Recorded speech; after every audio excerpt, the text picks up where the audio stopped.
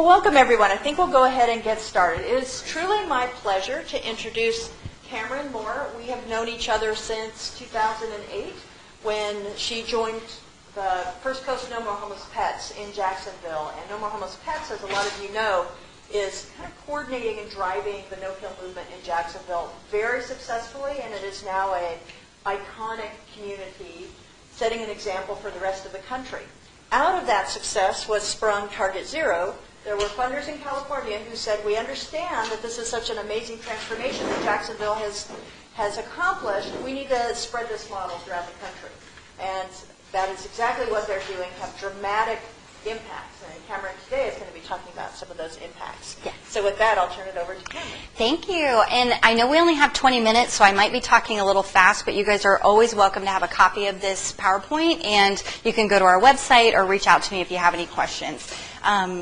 So Target Zero is a charitable initiative. We seek out shelters around the country to try to help them save lives. Our goal is to help them implement strategies to decrease their shelter intake and then to get 90% or more out of the shelter alive. And when we say 90%, we're not just talking about adoptable animals. We think like 90% of all their animals can be saved. And we understand that there's going to be a small percentage of animals that you cannot save, most like the large breed aggressive dogs that are a public safety risk, or some medical cases that no matter how much resources we had, we just couldn't save them. But there's a lot of people that will tell you, you can't save that many. You know, all the animals that come into our shelter are sick, or all of them are aggressive, and we beg to differ, because when we look at the numbers, we know that it's just a small percentage. So like Dr. Levy said, our story kind of starts in Jacksonville, Florida. Jacksonville was a lot like cities all across the country where there's really dismal conditions in the shelters. We had two different shelters in our town, one run by the Humane Society and one run by the city. And they really didn't like each other. They talked bad about each other. You know, neither one of them could do anything good. And to be honest with you, only 30% of the animals were making it out alive. So what you see is back in 2001-2, almost 34,000 animals entering the shelter system, only 30% making it out. Over the years, there was a lot of change in leadership, but ultimately in 2008 is when the magic really happened. We had 3 leaders emerge from the different stakeholders, the city shelter, the Humane Society, and the Spay-Neuter Clinic, who all said, we have one mission, and our mission is to save animals. So let's put all of our differences aside, check the baggage at the door, and let's figure out how we can accomplish this together, because we know collaboration is the way to make this happen. So you'll see in 12-13, all of a sudden, like it magically happened, but through a lot of hard work, our shelter intake was down to 13,000 animals. That was at both facilities. And euthanasia was also down dramatically to 2,150. Now the next year, you might think, intake went up, they must have been failing, backsliding. It didn't happen. What happened was we were being so successful, and our Humane Society was adopting out so many animals that they were able to ripple out to surrounding communities and help rural shelters that they could never help before. And it was really just amazing. Our city shelter still maintained about a 10,000 intake. So, and when you get to that point, you think, oh, you used to be handling 34,000, now you're handling 13,000. It's a piece of cake. It's not. It's really hard every single day. But that's why we just keep trying and learning new strategies. This year, we just finished our fiscal year, September 30th, 2 years of over 90% live release rate in Jacksonville. So we are really, really proud of that.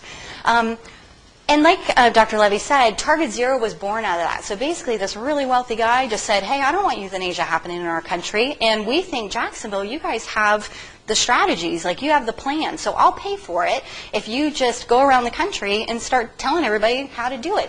You know, this helps people skip all those trials and errors that we went through and just goes right to the good stuff. And so our goals with Target Zero is to decrease shelter intake, to decrease length of stay to live outcome, you know, get them out to return to their owner, adoption, rescue, foster, and to save 90% of the animals. And we are seeing success. You know, at first, we took on our first city, Waco, Texas. We had no idea what this is going to work. It worked in Florida. Is it going to work in Texas? We don't know. They had a 30% poverty rate. So, of course, they said, not going to happen in our town. We're poor here. We don't have anything. Guess what? They just finished their first full year at 89%. They had many months over 90%, but because of just a couple, it brought their stuff down. So we really kind of think of them as 90%. But they're just phenomenal because they said, we don't know what we're doing. We said, do this, 1, 2, 3, 4, 5. They did it, success. It is really, really amazing. These other communities, they're seeing varying levels of success, but it all depends on what they're implementing. We could tell them do 5 things and they do 2, so they're going to have success in that 2. So maybe the 3, we're still trying to encourage them to, get up with the program. And we're always looking for new communities too. We just signed on Nashville, Tennessee this week. We're really excited about that. We're going to be doing a signing in Brevard County really soon. And we've worked with them for like 3 years now, but it's just now they're finally like, okay, we'll trust you. Come in and help us. We need help. It's really hard sometimes when you say, we want to help you. There's no ulterior motives. We don't charge anything. Our funder pays for it. And they're still like, what's the catch? I don't know. So it takes some time. We thought people were just going to be pounding down our doors, ringing our phones off the hook. Come help us. Come help us. It's not like that. So as you guys are out there in the communities too, if you come across any that are looking for help, we are out there. We are free. It's no strings attached. We really just want to help animals. So basically, all the different strategies and ideas we kind of formulated into this pyramid. And you can also think of it like a puzzle piece because they all just kind of work together. And of course, your foundation is the most important. So when we go in to do our assessments, we're looking at shelter and public policy. So are your ordinances, for example, are they in line with life-saving or are they barriers? We see so many barriers, and that's what we try to go in and identify. And when you're there in the shelter working, you don't see them. You're just like, I'm on this treadmill. I can't do any better. We're doing the best we can. We're already trying everything. And we can come in with fresh eyes and say, no, here's where you can tweak. So really, just overall, we make it so easy for animals to come into shelters. Bring them all. Come in 24/7. We'll come to your house and pick them up even. But then we make it really hard for them to get out. We're going to be, 5-page applications. I want to see your W-2s. Let me look at your kid's report card. I mean, it's really ridiculous what people do to get them out. But then it's like, come on in, bring them by the truckload. And then what are they going to do with them? So we're trying to retrain the public on how to think about animal sheltering. So again, when we go in, we're looking at public policies. We're looking at their ordinances. We're looking at stray holds. It's really crazy. Some people used to think that the longer you kept them on stray hold, the more lives you were going to save. And we know now that we need to move them out quickly and move them out to live outcome. We're not talking about shuffling them through to euthanasia, which is what people think, like if you had shorter stray holds, then you're going to euthanize them faster. No, we want to get them out to rescues. We want to get them out to adoptions. We don't want to hold them and clog our resources in our shelters. We also look at licensing requirements and mandatory identification because, again, boy, if everybody had a microchip that was registered or a tag, we would know who all the animals we were. We wouldn't be wondering who the stray was. And then a lot of times we're also looking at what's happening in the shelter. So you have a local ordinance that says there's a 3-day hold, but your shelter is going to hold the animals for 6 days, right? Just in case that one person's on vacation. So a lot of times we make these rules based on one thing that happened like in 1972. And what we have to look at is if you take in 13,000 animals and only, say 100 get returned to their owner, why are you holding them for 6 days for 100? So you need to have policies that affect the mass amount of animals, not just the little bit. I mean, we want people to be able to come and reclaim their pets, but it's not happening in the volume. And then in the meantime, animals are just dying. So we need to speed that part up. So we want to make sure like our shelters putting up their own barriers that they don't need to. Data collection is so important, and I'm sure you guys all know that. Without data, you don't know anything. You don't know where you need help. You don't know what's working. You don't know what's not working. You don't know how to justify that you need more staff or that you need more money or anything. So data is really important. You need to know stuff to get better. Population management is also really important. When these animals come in the shelter, what's their game plan? So many times they just get lost in the cracks. We need to know from day one You're going to rescue, you're going to adoption, you're going to get returned to field. We need to contact your owner and not just let you sit for 3 weeks because somebody made one phone call. So, we'll talk to shelters about the importance of daily rounds and having a plan for every animal. And then, of course, what is the shelter environment? A lot of times we go into shelters and it's like Fort Knox. I mean, it's not welcoming. You wouldn't think, like, this is where I'm going to go and get my next family pet.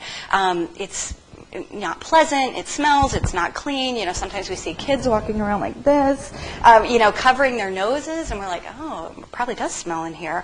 And then, of course, when the animals are in the shelter, how are we marketing them to get out? So another big piece of the puzzle is targeted spay-neuter, and we know that this has a direct impact to what's happening at the shelter. So Peter Marsh is one of our founders, and he did a lot of studies in New Hampshire that learned that the majority of the animals going into the shelter came from fixed-income pet owners. So if we go out there and target those pet owners and we provide free to $5, $10 spay-neuter, we subsidize it really well. We can keep those pets in their homes. We can prevent those future litters from being born that end up going into the shelter, and it's just magic. In Jacksonville, we had a program called Spay Jacks where we targeted low-income pet owners. When we would run out of funding, intake would go up in our shelter. When we had the funding and we're doing surgeries, intake went down. So we know it happens, and this happens in all communities across the country. We also know that we need to target other things like the large dogs. They're more costly to get spayed, so you're less likely to get them fixed, and then they have a litter of 14, and then now all of a sudden you have all these 14 puppies in the shelter, and once they're in there, it's so much harder to get them out. So we definitely want to target the large breed dogs. We want to look at high intake areas, and then community cats is its own section that we'll talk about in a second. But one of the things that Peter found through his studies is that there is a tipping point. If you can provide 5 subsidized surgeries per 1,000 residents, and this is for income targeted. They have to be low income, not just general people in your population. You will actually see that decrease in your shelter. And then with communities that have higher poverty rates, we might bump that number up a little bit. So here, these next couple of slides will show you as spay-neuter, targeted spay-neuter increases, you will see shelter intake decrease and euthanasia decrease. And it happens, like I said, in Jacksonville in 2008 was when we opened up our physical clinic. Before that, we were relying on local vets to help us, and they would do, so many surgeries here and there.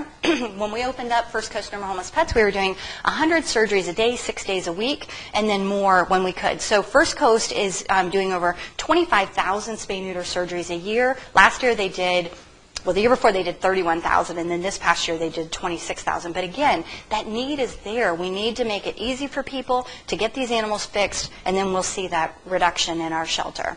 So Indianapolis, they've got another amazing high-volume spay-neuter clinic called FACE, and they do about 18,000 surgeries a year. And again, you see that as the surgeries go up, intake and euthanasia are going down.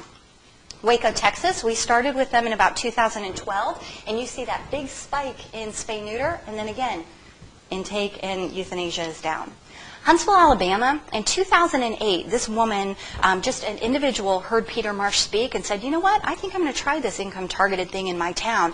And she started a 501c3, raised money. She's been subsidizing surgeries since then. She ultimately took her shelter from a 10,000 animal intake to 5,000. And we know that nothing else happened in that town during this time. So we have to see that there is that direct correlation. And then community cat diversion. You guys are lucky because you live in a town where you do this. So for you, the culture is normal. You see a cat on the street, you look for that ear tip. If it's not ear tipped, you fix it and put it back where it is. There are so many communities around the country, though, that this is a hot topic. I mean, we'll have like rotten eggs thrown at us sometimes when we bring this up.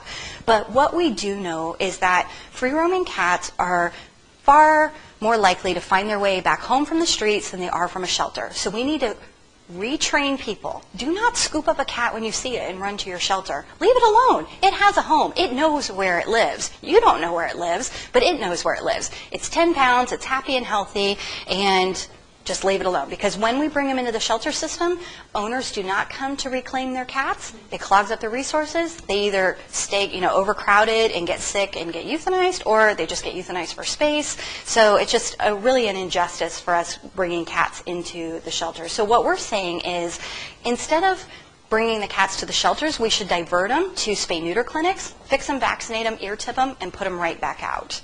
And I love this picture. I saw it on Facebook the other day. It says no one ever has 3 cats. They either have 1 or 2, and then they have 17. Okay, so remember, you're a good guy. Cat wanders up your porch. You start feeding it. You don't fix it because it's not your cat. I'm just being a nice guy. Next thing you know, wham. You got 20, 30 cats. Your neighbors are up in arms, and then animal control's out trying to round them all up. So with community cat diversion, say your neighbor doesn't like the 2 cats that you're feeding. He takes them to the shelter. They get fixed, vaccinated in return. That guy still has 2 cats. He will never have 17 cats or 20 cats or 30 cats or 40 cats. It's amazing. And when we look at the cats that are coming into the shelter, it's never colonies of 50 or 100. It's onesies, twosies. I mean, I've been at intake before where people are just like, look, I found this cat. She has a bell on. I'm bringing her to you. And it's like, put her back. Put her back, leave her alone, she's fine. But the good thing about community cat diversion is whether you like cats or you don't like cats, this is the program for you, okay? Because if you don't like cats, guess what? We're making less of them, right? We're stopping the reproduction, and you will still only have 2 cats on the porch instead of 100. We're increasing community immunity because all the cats are having rabies shots. So right now what's happening is nobody's vaccinated. They're all reproducing. There's 1 million of them out there. You're not getting them, and so there's no immunity.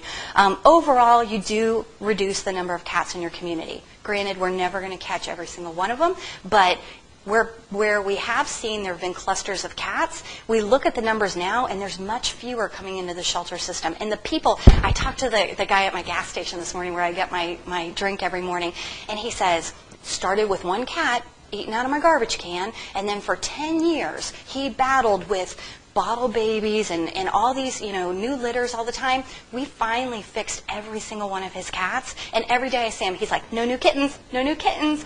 This is a nice guy. He and his wife are happy to take care of the cats, but how many hundreds of cats came through their porch, before they got a handle on it? It was ridiculous. And then also, with less cats on the street, you're going to have less risk to wildlife. So if you're the Audubon Society, you're a nature lover, this is, again, the program for you, because when we do nothing, you're not reducing that wildlife risk. And then also, you're going to get people that say, the zoonotic risk, but again, less cats, less risk. That's what we want, less cats outside. And would we love for everybody to have all their cats inside and be responsible and everybody spayed and neutered? Yes, but that's not our reality. Our reality is they're running wild everywhere, so this is our solution, okay? And then what happens at the shelter when you do this program is you eliminate the euthanasia of really all the cats, because the ones that should be at the shelter are your indoor cats, your declawed cats, the ones that were never living outside. And before, they didn't have the opportunity to get adopted when there's 1,000 cats in your shelter. When there's fewer cats in your shelter, those cats now get seen. We went to Indianapolis recently where they started this program in 2013. They had a 20-year-old toothless cat in their adoption center. When would that cat ever have a chance, right? Because he'd be the first one to be euthanized in a normal shelter. When you have all these cute fluffies, you're not going to put an old geezer up for adoption.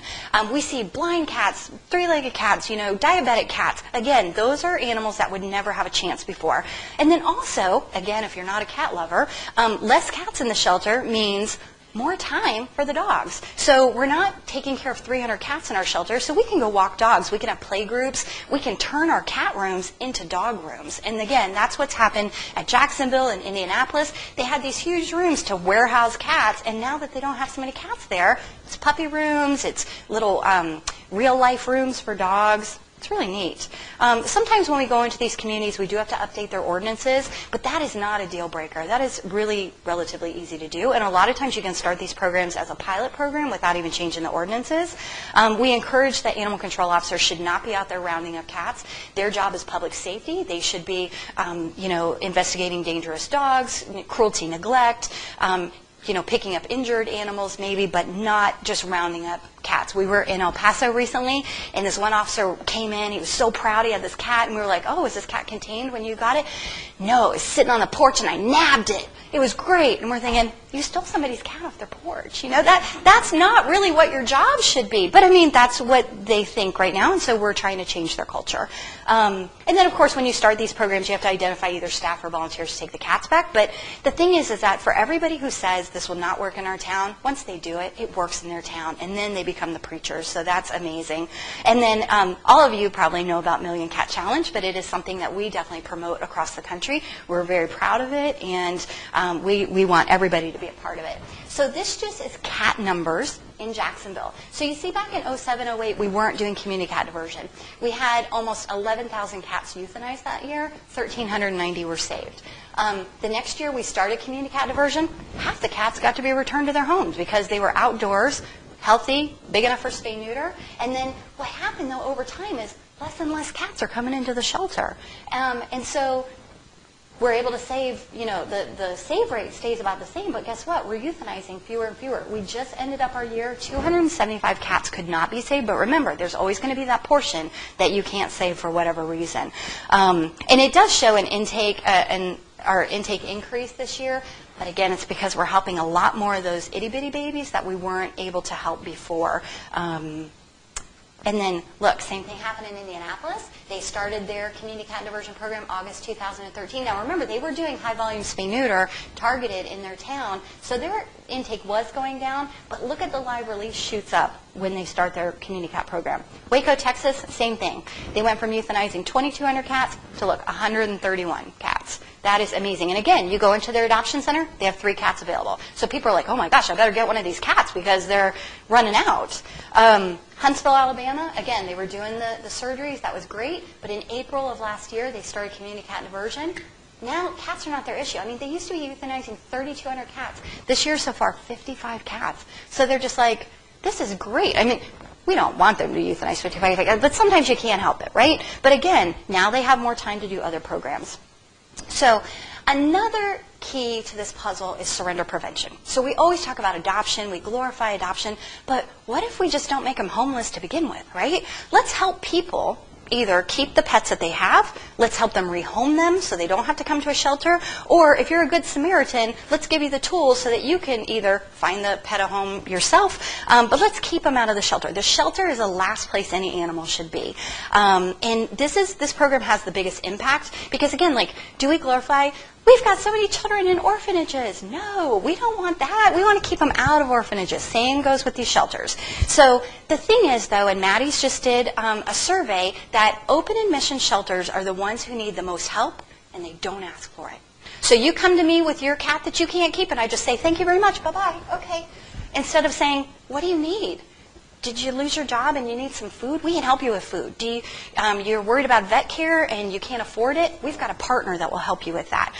You found a litter of kittens? Good on you. But why don't you take them back home because they're really tiny. We can't put them up for adoption yet. We'll help you with all the medical care and then you can find them homes. We'll let you come to our adoption events. We'll put you on the website. So let's help people and let's ask people to help us, because it used to be shelters were like this secret, like, bring all the animals in, and then we're going to smile and not tell you that we're having to go back there and euthanize all of them in the back. The lucky ones get out.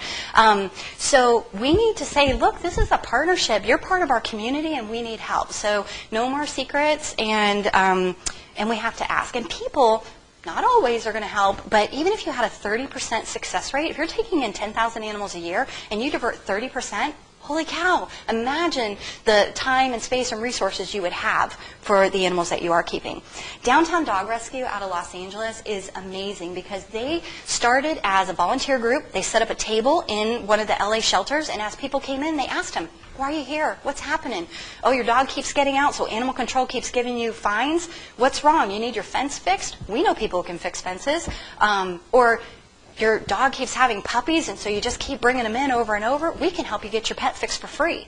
So again, it's finding out what people need, and a lot of these programs can be run with in-kind donations. It doesn't have to come out of your shelter's budget, which nobody has a big enough budget. You're always hearing, we don't have any money, we can't do anything. And surrender prevention can be a lot of different things. It can be a hotline. It can be crisis foster care. I have to go into the hospital, and I don't have any family to take care of my dog, and I'm going to be there for 2 weeks, so I guess I'm going to have to surrender him to the shelter. Let's provide 2 weeks worth of fostering. You can keep your pet when you get out of the hospital. Sometimes it's veterinary assistance. We had people that would bring us, I found this puppy, I think he got hit by a car, and I would keep him, but I don't know if there's anything wrong with him. So that scare of how expensive is the medical bill is going to be. So if you take that away, people will keep the pets and help you or help find them pets. give people resources, not just saying, we're not going to help you, go away, figure it out on your own.